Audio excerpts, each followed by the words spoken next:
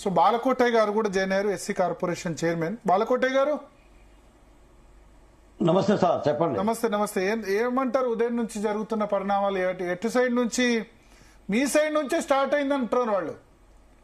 అసలు అంబటి రాంబాబు కారు అద్దాలు ధ్వంసం చేయకపోతే ఆయన కోపం వచ్చేది కాదు, ఆ విధంగా మాట్లాడి ఉండేవాడు కాదని చెప్పి అక్కడే చంపాలని చూశారు, ఉదయమే చంపాలని చూశారు ఆయన అంటారు వాళ్ళు. సార్ ఆయన పేరు అంబటి రాంబాబు గారు కాదు, ఆంబోతుల రాంబాబు. ఆంబోతుల రాంబాబు. గ్రామాల్లో కొన్ని ఆంబోతులు ఉంటాయి, కనిపించినోడల్లా కుమ్మేస్తుంటాయి, పొడిచేస్తుంటాయి.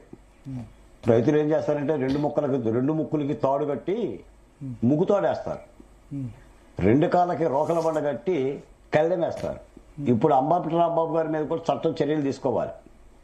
మీరు ఇంత ఒక మాట అన్నారు, గతంలో పట్టాభి గారు ఒక మాట మాట్లాడితే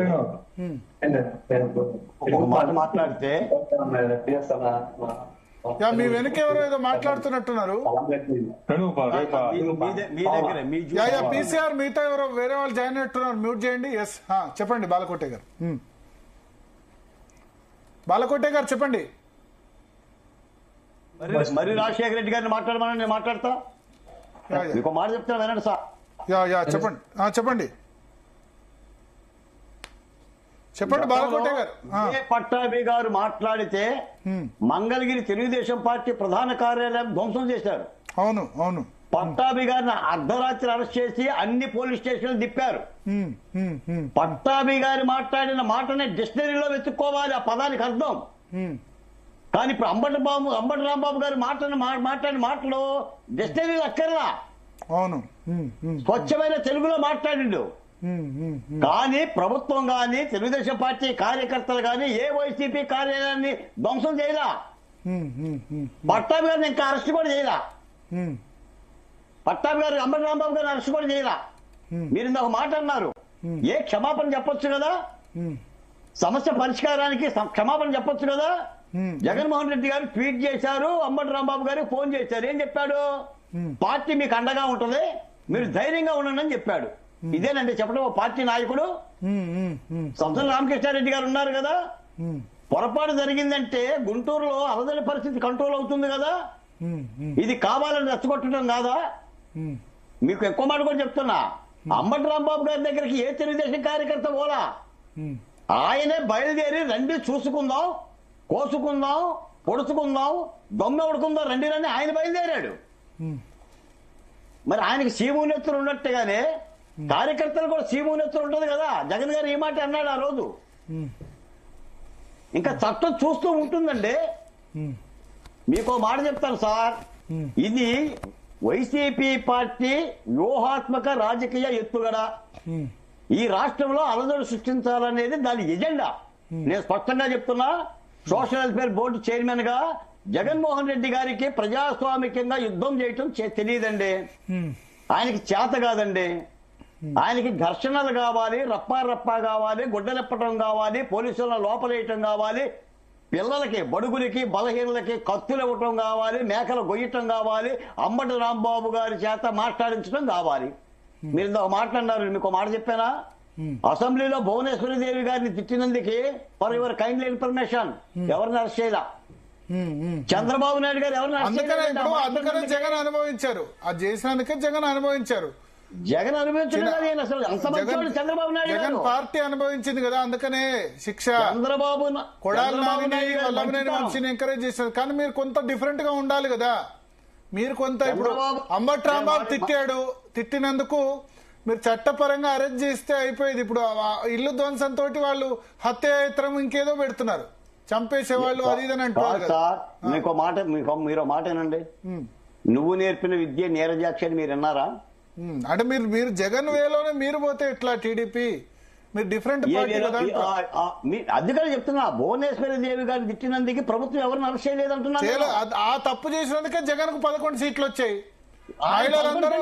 మహిళలందరూ అసహించుకున్నారు.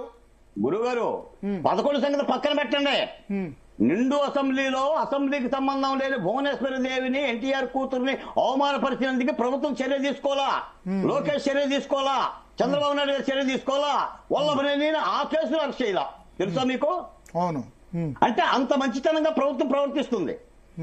నిజానికి ఇక్కడ జగన్మోహన్ రెడ్డి గారి లాగా కక్షపూరితంగా కనుక రాజకీయాలు చేయదలుచుకుంటే ప్రభుత్వం 2 ఏళ్ళు అక్కర్లా 3 మాసాల్లోనే మొత్తం లోపలేస్తారు.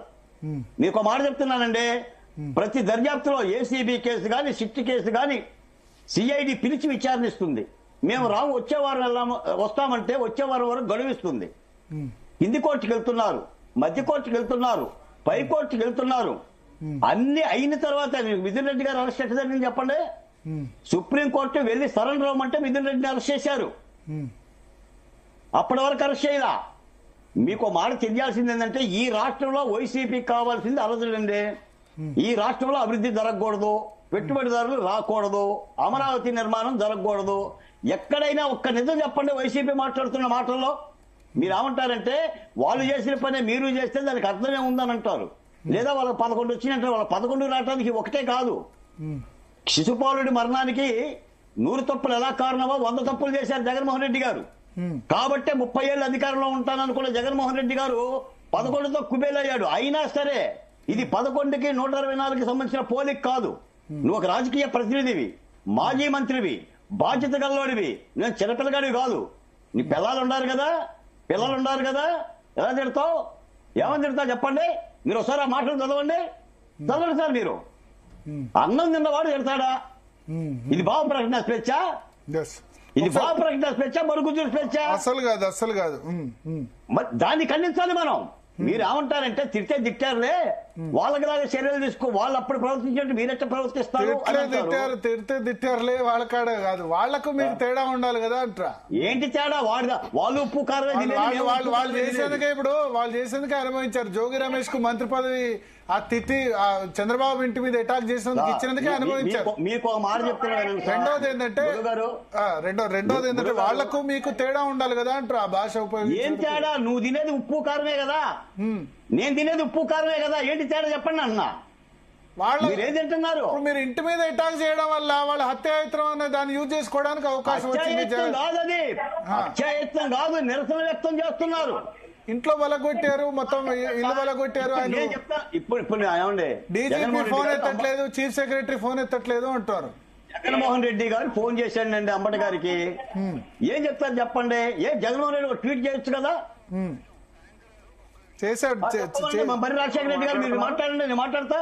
నా పేరు Balakotaiah, Andhra Pradesh social welfare board chairman ని. వంగవీటి నరేంద్ర గారు జాయిన్ అయ్యారా? పీసీఆర్ వంగవీటి నరేంద్ర